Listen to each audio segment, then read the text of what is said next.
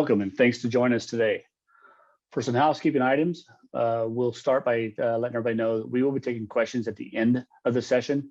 Please post all questions in the Q&A tool, not the chat. It'll make it easier to answer them.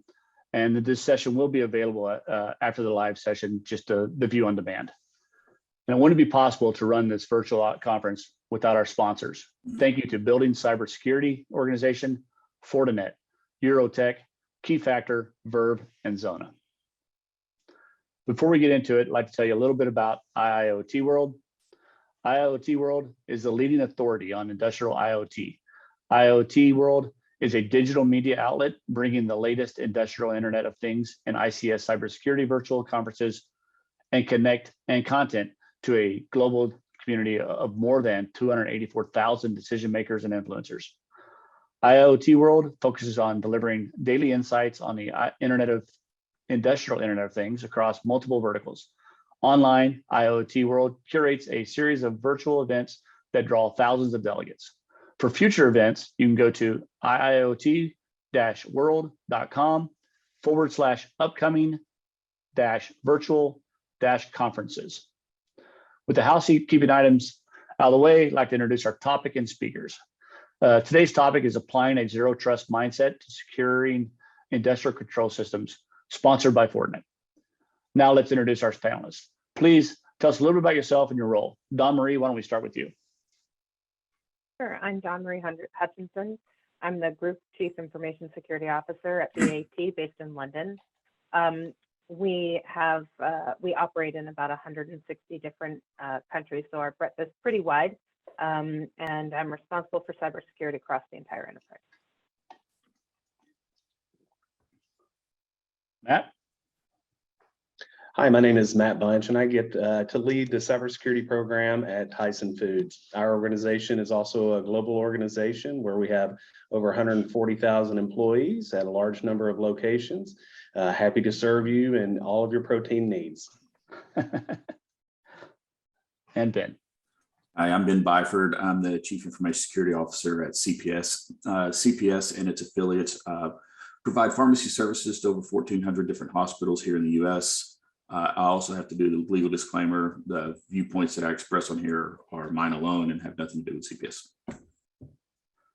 Thank you, everybody. So let's kick off by defining what we mean by zero trust. Where did the concept zero trust evolve from? And, is it, i.e. role-based access, limited flexibility. Zero trust security is the definition of zero trust security is the process of eliminating points of vulnerability by limiting network access for users, as well as adopting an extensive identity verification so that they only have access to the data and the systems relevant to their position.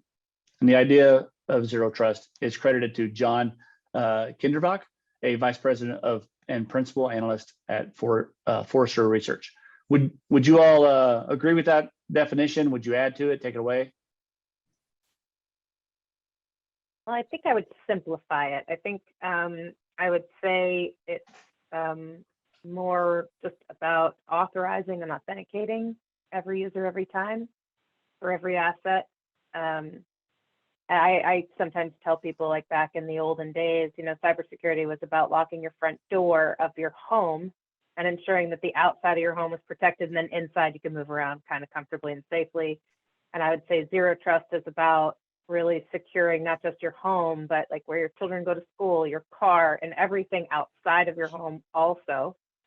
Maybe just to kind of help people get a sense for that new environment, which is outside of your core principal place of business.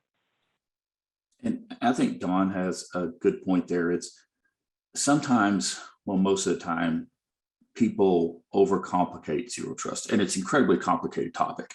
However, when you really get down to it, it's what do you own? Where does that stuff live? Who's using that stuff? And how do you authenticate that traffic and those applications across your network? It starts with asset management. It starts with access controls. It starts with, role-based access. How do you kind of tie all those together? Many companies will try and solve it all at once, or they come up with this huge plan where, especially small and mid-sized organizations like ours, you have to take a really piecemeal approach. Hey, where do I start? Where's my foundation? And then how do I build on that foundation one little building block at a time? And building on what I think- Ben described there, there is no one solution that's going to help you solve the zero trust challenge. It is a set of solutions. It's a set of techniques that you can use. And depending on the very diverse set of assets that you have in your organization and places where you're connecting to and from, you're going to have to tackle the problem different ways, depending on, what is best for that specific environment. Yeah, I think Matt just said the most important thing there, which is you can't buy zero trust. It's not a thing. It's a framework and a series of things. And so despite some of our partners' best efforts to try to sell us zero trust, it really is a combination or web of solutions. It isn't a single point. It's a framework. Absolutely. Yeah, construct, right? It's not something on the shelf for sure. And so, Ben, you kind of started off actually a good segue into our next question, which is, when you have to know what your assets and whatnot are, how do you build a strong asset management program to support something like zero trust? Well, I think that many of our organizations know that building a list of assets and a CMDB and all of those components is a challenge. There are so many different siloed views into what an asset is, how do you define it? And so security organizations are in a very unique position where we should have visibility to everything. And because of that, maybe we've got some tools and capabilities that can help the rest of the IT organization look at the environment in a little different way so that we can better manage those IT assets. And I think the other part of that is also, when we talk about zero trust, immediately our mind goes to technology, right? What are the technologies we're going to implement? Not necessarily roles and responsibilities, not necessarily policies and procedures, but you can't just have the technology without the roles and with the roles, without the policies and procedures. Like take Matt's example, who owns asset management, right? Who do we have to partner with to help with that asset management? Do we own it? Does infrastructure own it? Does some application team? Is it a mixture of all? What is the risk management framework that you put around that? How do you measure that? How are you on a repeatable basis going in and making sure that that asset and application inventory is correct? And, what's your data inventory? Where does your data live? What databases do you have? Where's that data going through your environment? So it's really not just the technology, but also the people, the processes, the procedure behind it in order to make that technology more effective. Yeah, and I think that the evergreen nature of that, it's kind of Ben is saying, like, who's responsible, but how do you get all of that information at once? If we come back to my house example, my teenager might drive herself to school in my car. So there's two assets there. It's my car and my teenager. But what happens when her friend picks her up? Now I've got a third-party supplier and their asset is in there too. So you really, I think asset management, regardless of ownership, has to be evergreen, and you have to have visibility, in knowing where your assets are, and who's driving, to really get a sense for any kind of security around them. I like that analogy, Dawn Marie. As a father of teenagers, I live that every day, right? So that's and it's a risk management exercise. Absolutely, it's a risk management exercise every day. Absolutely, yeah. And actually, it comes into our next question. So, what other teams should be involved when it comes to asset management, when it comes, and zero trust mindset? Realistically, all the teams have a role to play. And as Ben said earlier, it's really defining those roles and relationships within that organization is truly key, because it's not just about the technology. If you have a team who is responsible for managing the life cycle of certain assets, well, if they're not very good at that, then that will impact the overall view into assets within the organization. So I think most teams operationally have some level of responsibility. Yeah, and this is often where I get unpopular, particularly with my own personal stakeholders, is I often say asset management isn't my responsibility as a cybersecurity team. You know, we need visibility, we need the data to be good and accurate and timely, but we are not the owners of that. You know, we're there. That is a service that is provided to us, and I generally think, to the extent that asset management isn't well managed in most companies, and I think all three of us will agree that, you know, asset management is probably one of the more complicated components of our jobs. You know, we see this right now in the news as we, you know, look down some of our counterparts who've made headlines lately. You can see asset management, and you can see even access management being like really fundamental to these issues that we're seeing. But at the end of the day, I don't think security owns asset management. I think it's critical to our roles, but, you know, privacy has their role because they are, you know, responsible for understanding where the data is in the organization and protecting it according to the laws. Tech is responsible because they're establishing, you know, the technology, and the business is responsible because ultimately the collection of data is their responsibility. And I'll add on a little bit to what Dawn said, especially in larger enterprises where you have multiple functions. You're going to have an internal audit function, right? What role does that internal audit function play in, you know, ensuring that the policies and procedures are being followed, ensuring that those assets are being tracked, right? What about compliance? Dawn said privacy. Again, many people look at zero trust as, you know, security and infrastructure, and they stop there. And it's not. It has to be a holistic approach to the entire problem, or you are only solving pieces of it at a time and not addressing the entire issue.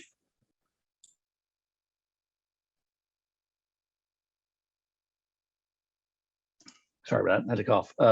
Actually, we had a pretty good question that came through on our Q&A already. I wanted to go ahead and ask this to the group. So, how ready are the C-levels to embrace zero trust? So I will speak from a small organization's perspective. Mm-hmm. Small and mid-sized organizations, especially those that have a lot of legacy debt, it's tough. It's really tough for them.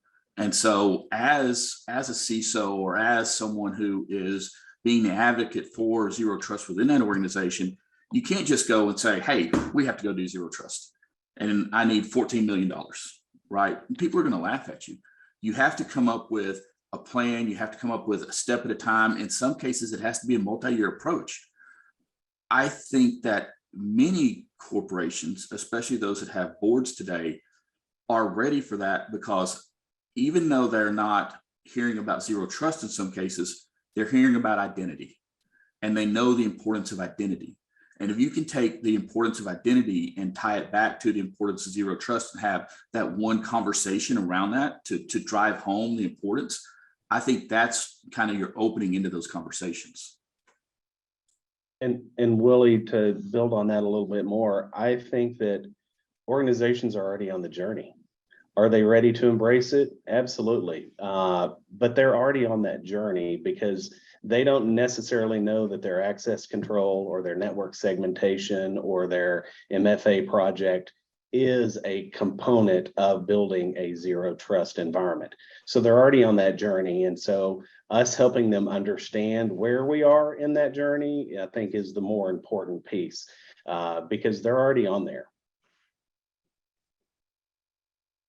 And I would say, if I'm talking about zero trust to my C-suite, I should be fired. Because zero trust is not a business, it's a technology solution.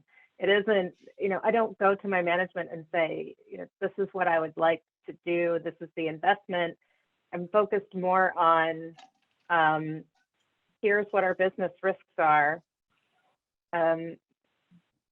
So I think if I were to rephrase the question, how ready is tech for zero trust, might be a different way, because this is absolutely a technology architecture.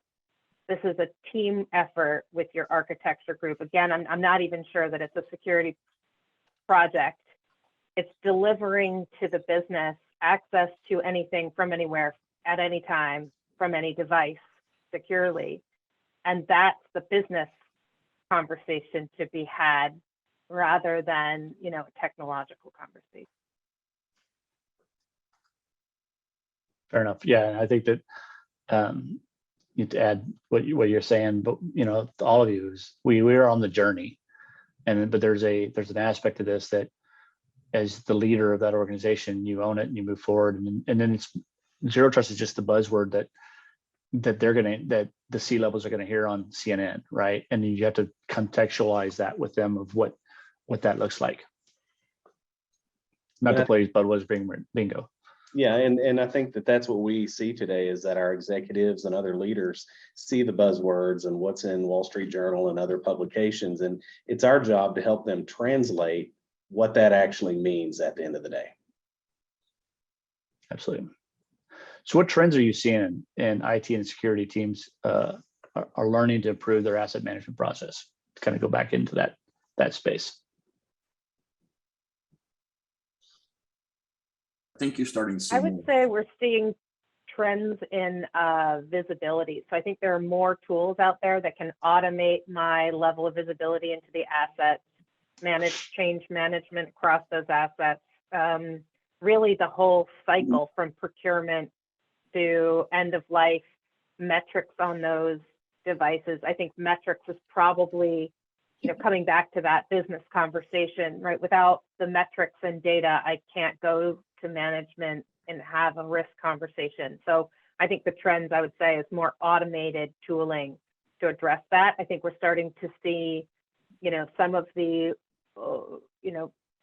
the risk management, risk analysis techniques that we did in the early 2000s kind of fall by the wayside and give way to these technologies that can automate policy management across the device. And I think where that shows up most specifically for this specific audience is that in the OT world, there's a lot more visibility that we have now than we've ever had. And a lot of mainstream companies have brought technology to the forefront to help fingerprint and identify what these technologies are, what firmware versions, all the specifics that you really need to understand assets at the OT level. They've brought some of these technologies into play. And to kind of tag on to what both of them have said, what I'm seeing is just an emphasis on, traditionally it's just, what are our assets, right? What workstations, what servers, what applications we have. Now, after you look at Kaseya, if you look at SolarWinds, if you look at Log4j, the conversation is, what open source components do we have in our environment? Right? What are the components that we're using outside of our applications that drive our applications? How do we keep a good inventory? You're looking at the whole conversation about a software bill of materials now, right? I think those are all really good conversations that are being driven by the environment now. And I would say all of us on this call have to think about that or are doing something about it right now. And I would also say, and I think we missed it, but mostly because we're responsible for securing our environment. But again, those third parties, having visibility into, SaaS applications or other suppliers, I think that is included in this kind of view. Yeah, it's interesting that after all the years in technology, as technologists, and then all these years in security, we still have a conversation on visibility. We still have a conversation on asset management. It's some of the basic fundamental stuff that we are still, I think every organization struggles with, right? On this call, we've got, large, very large, super large. How are you working through that conversation internally? And, from a visibility perspective, are you struggling, or, you've got an understanding of it and you're working through it? I would say that if you're not struggling a little bit, you're not trying hard enough. Very good. You don't understand the problem, because as with Ben and Don Marie talked about, our view of what an asset is continuously changing as we see new attack vectors, as we understand different third-party risks. We have to change it. You know, data is an asset. APIs are an asset. You know, the move to the cloud, the move to OT, we are understanding that assets take a little bit different view today than what they traditionally have, and that will continue to evolve as we get better at our practice. Yes, a part of that, whenever you're going through any risk assessment, risk mitigation exercise, you know, again, in the past, we've traditionally focused on the hard assets, servers, workstations, blah, blah, blah. You know, you're a major retailer and you have scales that are in your deli, and those scales are connected to your network, right? Are they an access point to your network? Are they a pivot point? Are they a way for people to get in and then move about your network? What are the risks and how are you securing all of those risks, right? It's not just any longer, you know, hey, I've got this inventory and so now I know where everything is, right? Now, what specific risk is associated with which specific asset? What mitigation techniques am I using for which specific asset, which specific application, which specific data point? You know, how am I designing security? How am I putting my secure boundaries around that, right? Do I want to have a PCI environment, a PHI environment, a PII environment, and then a non-sensitive environment? I mean, what does the entire design look like, and how do you go about segmenting that off? Because I know where I grew up in many organizations, the network is flat. You get in and it's like, hey, look over there, you can see everything you want, right? And many organizations are moving away from that. How do you tighten up all of those controls so that, you know, when you talk about zero trust, you're always going to look at what that traffic is doing, where the traffic is coming from, and how that traffic is acting. Sometimes it's a baseline, sometimes it's not. And Willie, there was a question in the Q&A that really talked about, you know, whose responsibility is this security? You know, should OT reside within the CIO, CTO organization? Where should it exist? And I would say that our goal as security leaders is to really break down those barriers. You know, there's a tremendous amount of data from the OT world that the business now wants to move over and do analytics on. Well, things have to be connected. And so getting your engineering teams at the table to help you define standards for your third parties and integrators coming in is really critical. Defining those good level of contracts and making sure that limits of liability are there and all those legal mechanics. So just getting them at the table is a start. Building a converged understanding of what that risk profile looks like helps elevate you again. But then where it belongs, you know, we'll leave that to other decision makers, but you have to break down those barriers. I like that, Matt, because it's interesting how it goes past the technology, right? It's all a lot of it's soft skills. Sorry, Don Marie, I interrupted you. That's right. And I would say, kind of to Matt's point, is the breaking down barriers and ownership isn't as important as the dialogue between teams. So again, if we look at what we're seeing in the news from some of our peers, you know, embattled peers, we're seeing breakdowns in asset management, vulnerability management, access management that are not the responsibility of the security organization. And whether it's in an OT environment, you know, an R&D environment, which is, you know, probably a higher risk group because they're both IT and OT. So they're in a, you know, kind of this hybrid situation. And then the IT environment, at the end of the day, if systems aren't getting patched, if incident response isn't being centrally managed and coordinated, you know, if identities are all over the place, if pervasive access is still a problem, these are things we can't do anything about. And so I think, you know, I keep trying to say to, you know, my management and when I talk to other peers, it really comes down to raising the information to management so that they can see investments are needed in tech. As security leaders, we've been probably the beneficiaries of some really liberal budget management over the last couple of years, right? So, you know, help us, and we've been getting kind of more budget freedom. But we're seeing on the technology side, they're getting pressure, downward pressure. And so what's happening is, because of that downward pressure, we're seeing, lax asset management, vulnerability management, patching taking too long. We're seeing lots more third parties brought in to do development and things like that. So we're seeing all these new access points, all this new stuff happening. They have downward pressure. So they're not maintaining their assets the way they should. And so the real adversary becomes an internal conflict, right? The teams that we are seeing in the news, their first and biggest battle was always tech. It was not the external adversary. And so I think that's the thing we need to raise up with metrics management. And security organizations, with that liberal budget, capability in a lot of instances, when you're at that table, facilitate and help negotiate for IT that they can identify and tackle that technology debt that they are having to maintain, which does create risk for your organization. Well, and that, the other part of that, going back to the whole conversation about who you have to look and see who your partners are. I've always been a big fan of, especially in large organizations, work closely with legal, work closely with compliance, work closely with audit once you've identified risk, and then tie that risk to what's the business impact. Is it a SOX issue? Is it a PCI issue? Is it a HIPAA issue? Right. And then now that you've drawn that corollary to some regulatory or compliance or safety issue, that's an easier way to get funding a lot of the times. Like if you're going to go and say, hey, I need MFA, and people are going to be like, okay, why am I going to give you money for MFA? Well, I need MFA because high tech requires it for HIPAA, right? I need MFA because new PCI standards dictate it, which I don't know if they do. It's been a while since I've looked at those.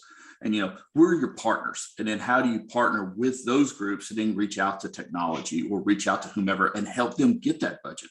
A lot of the time, that's what you're doing, is you're helping others go find money to solve the problem. It's not just your budget. You're trying to help others.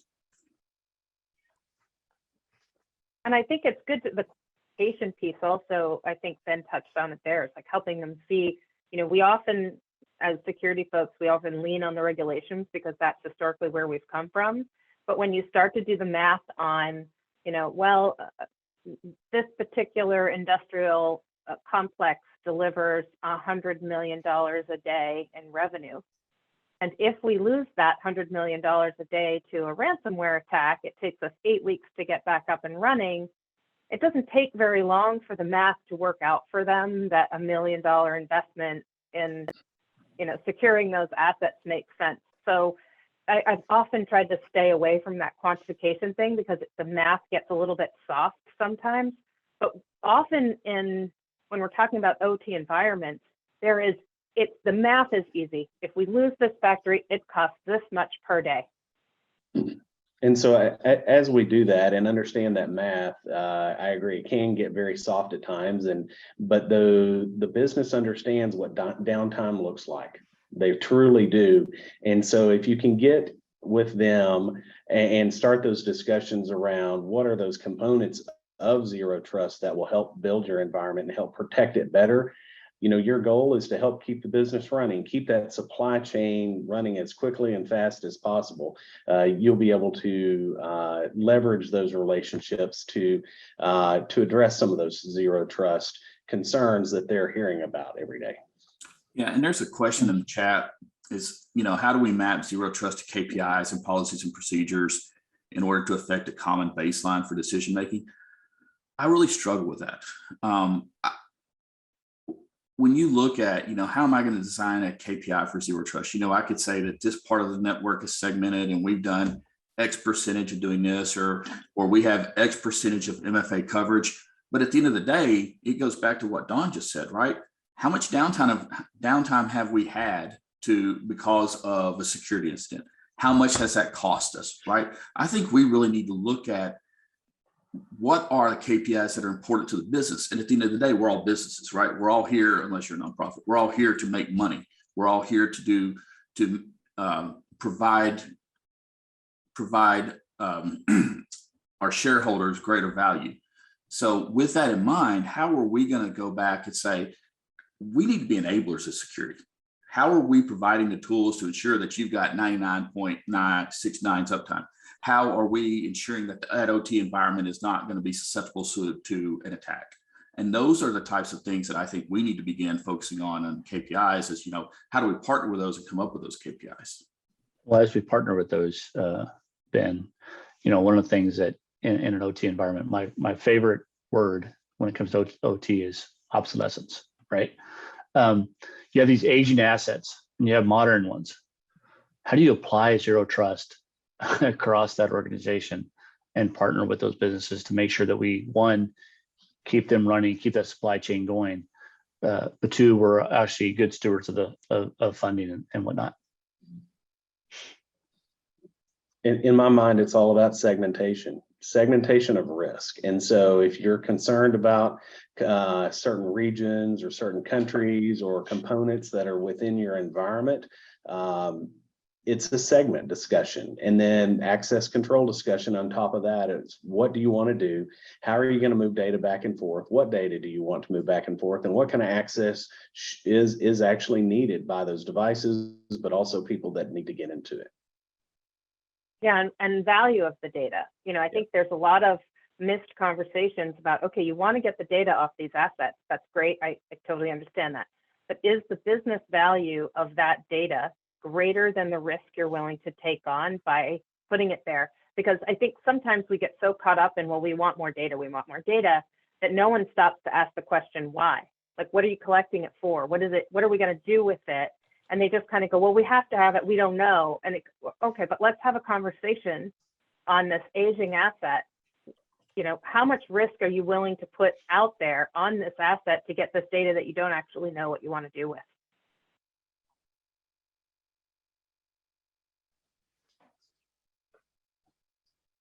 Sorry, I took a pause here for a second on my own. So how do we address the problem of all of these zero trust controls adding more burden on the end user? And so people can go back to shadow IT, try to keep them from going back to shadow IT and the loss of productivity. This is one of the questions coming in from in the chat.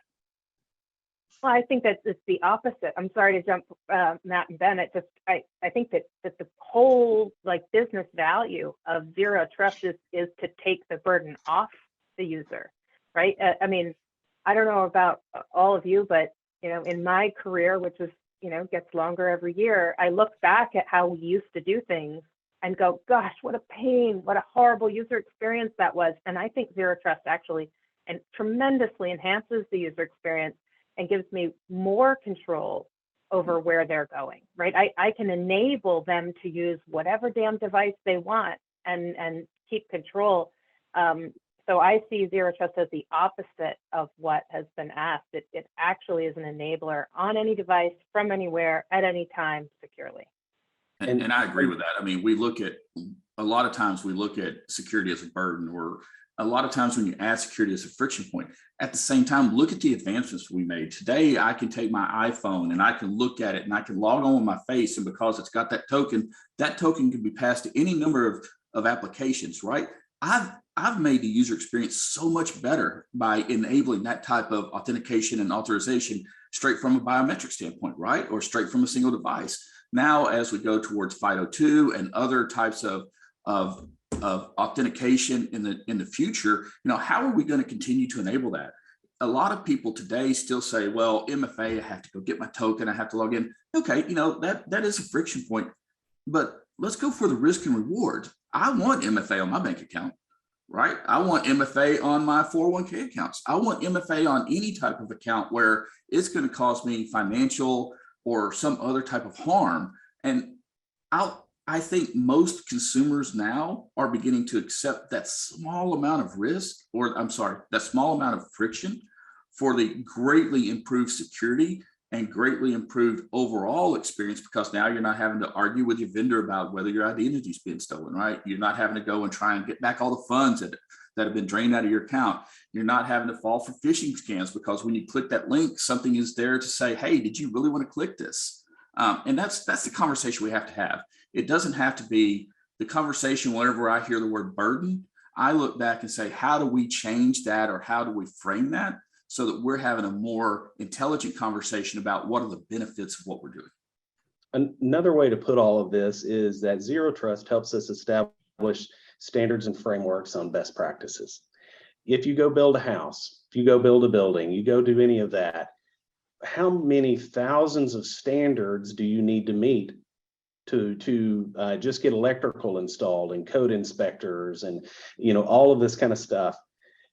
The reason that you can build a house quickly at times is because those standards exist. We are still developing standards, in the security environment with IT. And so, yes, it may look a little burdensome, but once we get those things in place, now security can get out of the way. We can help put the right code checks in place. We can make sure that the governance is in place, and we can move very fast to create solutions. Our goal is to create that frictionless environment, but that doesn't come without others having to do a little bit of work. You still have to meet certain obligations, and if you meet those obligations and check marks, you can run as fast as you want. Yeah, it's like the Truman Show. You remember that movie with Jim Carrey? Like the Truman Show. That should be our goal as CISOs, right? So if you think about it, Truman moves around his environment. He kind of does whatever he wants, but it's all controlled from the production booth. And the production booth can see everything. But Truman never feels the friction, but he is secured in that environment. It's actually not until Truman discovers and bumps into a control that he starts to question and actively work to get around that control. So the closer we can get from a security perspective to the movie The Truman Show, recognizing it's also slightly creepy, but that's ultimately where we want to go, right? Like I want my users to stay where I can see them, and that we can enable and facilitate them to do whatever it is they need to do, but still maintain control of our assets and data. Let's talk about, so from a zero trust perspective, one of the questions that came in on the chat here, or the Q&A, is what is the difference between zero trust in IT and OT environments? And should organizations consider a single zero trust approach for both IT and OT, or are they different streams and have different priorities? I think the simple answer is they're different, and you need to understand the risks of them differently.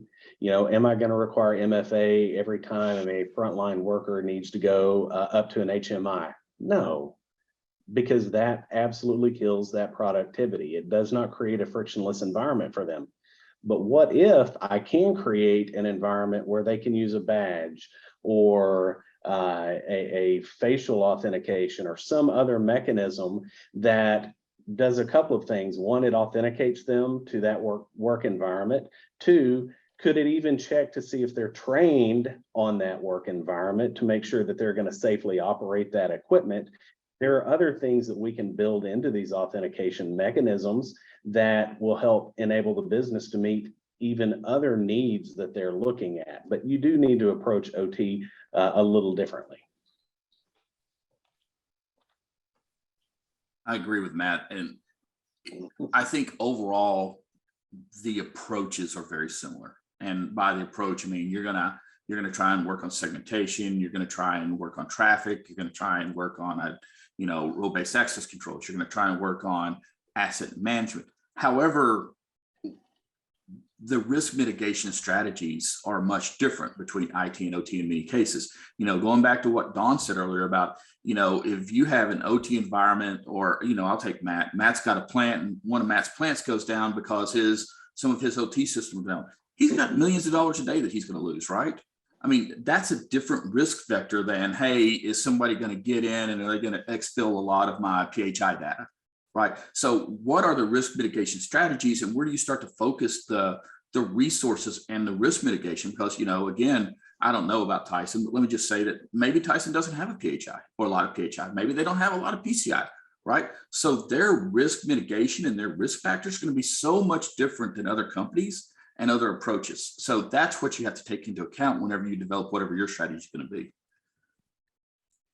Yeah, I think going back to where we started, which was it's a framework, and you can apply the framework to each environment using a risk-based approach. I think is just maybe the synthesis of what Matt and Ben just said. Is it's a framework. I agree, it's different. depending on the environment and the risk threshold or tolerance of your organization relative to those actual threats, right? So my threats to my OT environment are completely different than my e-commerce environment, and I need to adjust accordingly. Yeah, a lot of the technology may be the same, but your process and procedures and the way you apply it will have to be considered in each environment you put it in, for sure. All right, so let's mix it up a little bit here and talk. How do you find that that purple unicorn, right? The security individual also knows OT, or the OT individual also knows security. And from a education perspective, how do you develop that person?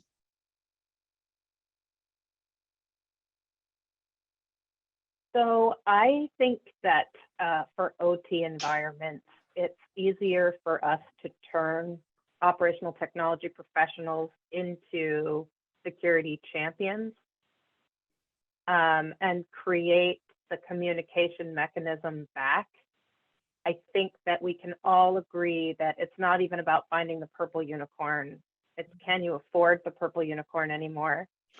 And really, is there anyone out there? I don't want to say we're reaching the any port in a storm staffing models, but resources are fantastically stretched, and budgets, the downward pressure on budgets for people is also significantly stretched. So it's about making security accessible to more people. And so I think, a better strategy is to double down on the training, security training for the OT environment and vice versa.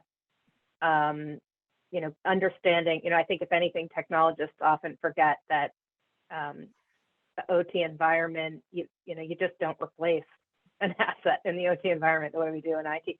Like half of the stuff in my plants, and I'm probably being generous at half, probably 80% of the things in our production facilities are older than me.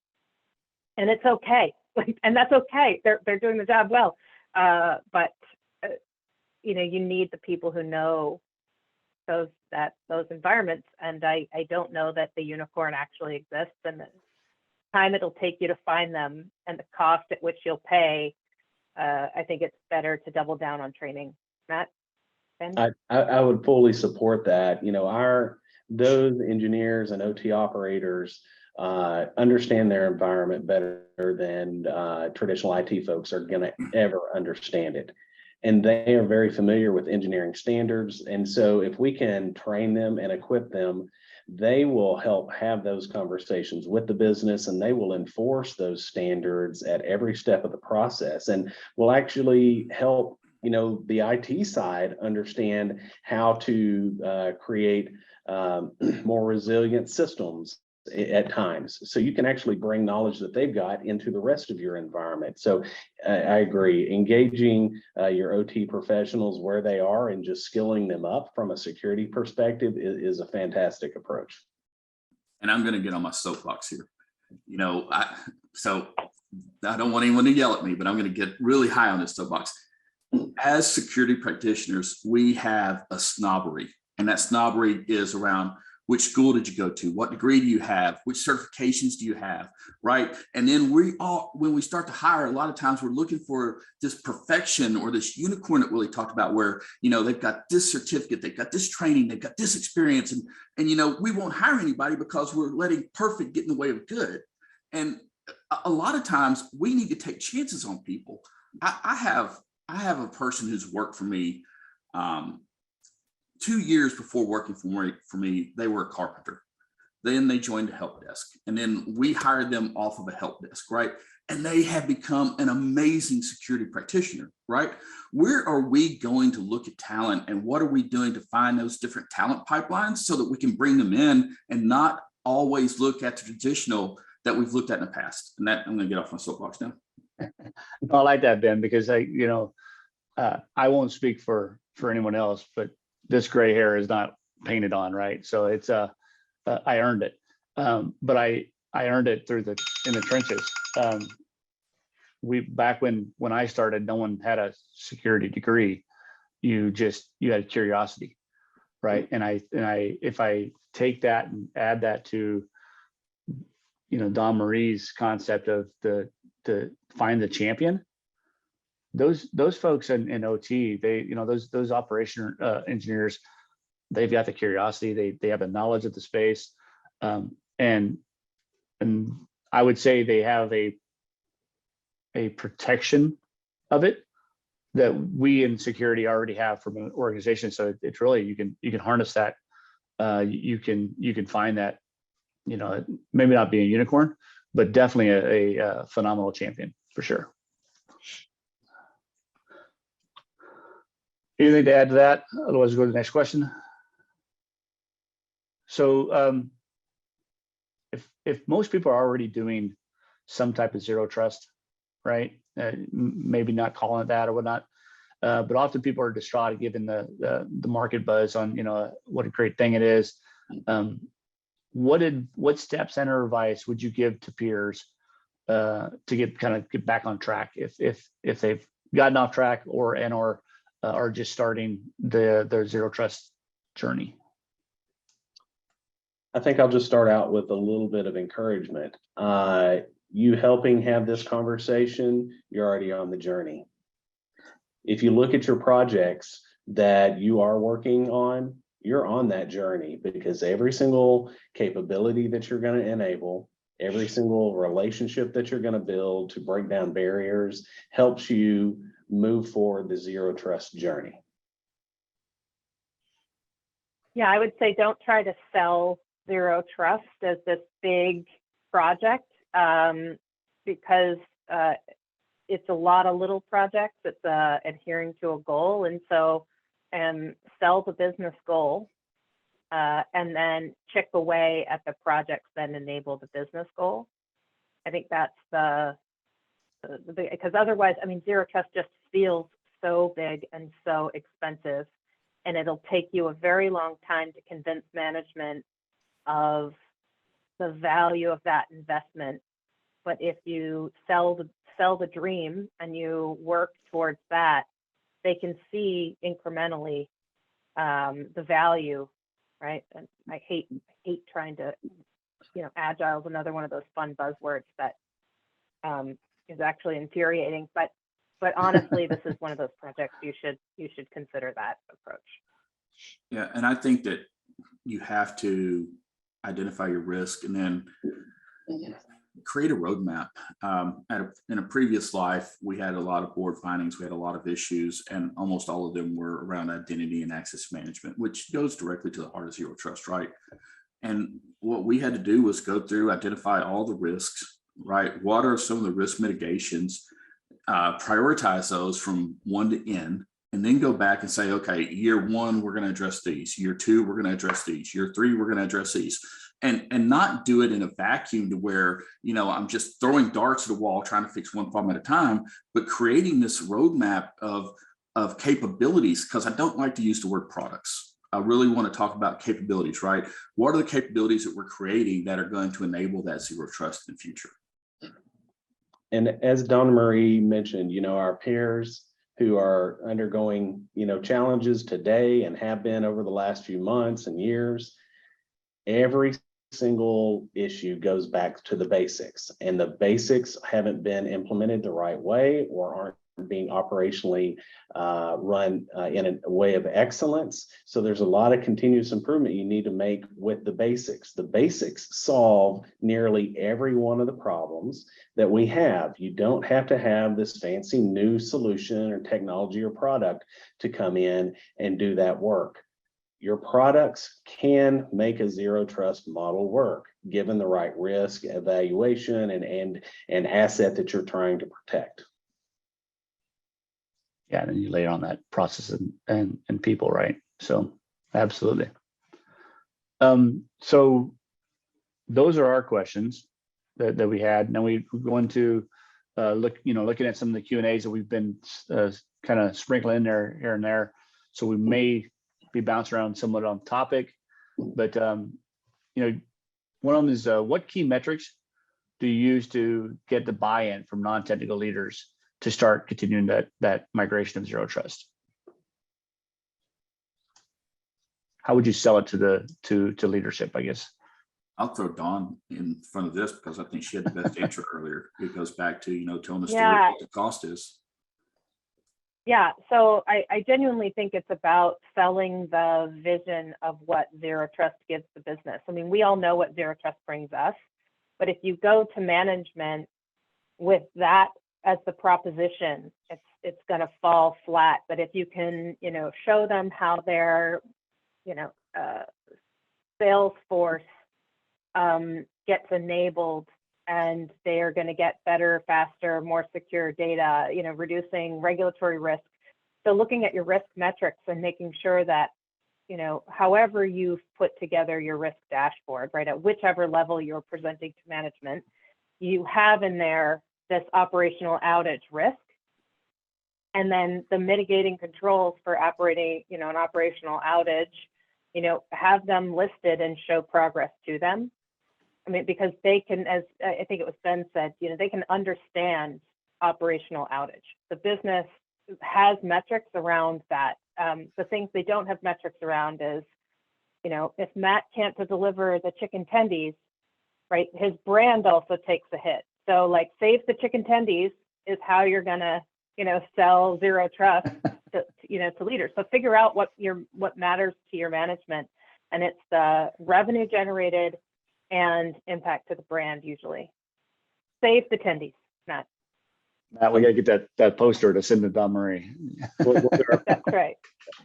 Well, and I think the other, you've heard all of us say risk. I can't even count the number of times we said risk during this conversation.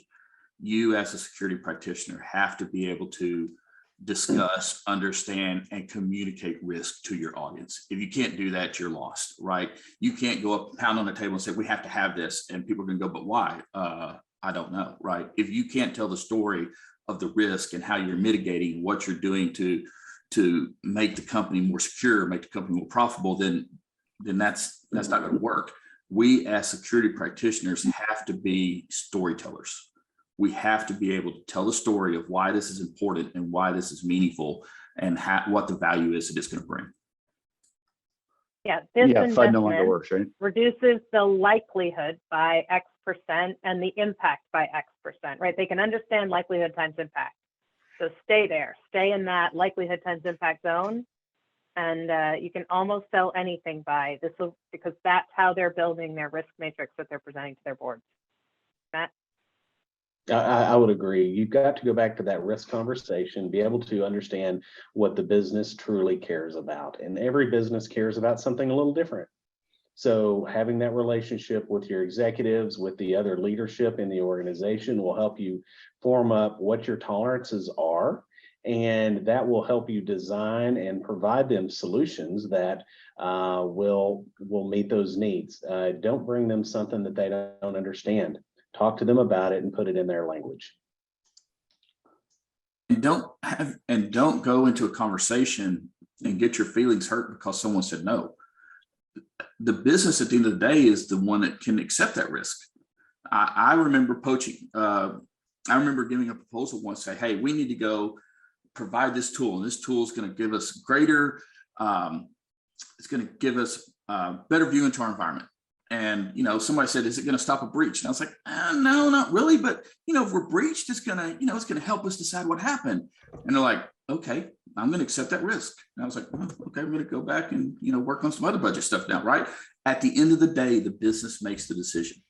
You have to provide the risk. You have to provide the story.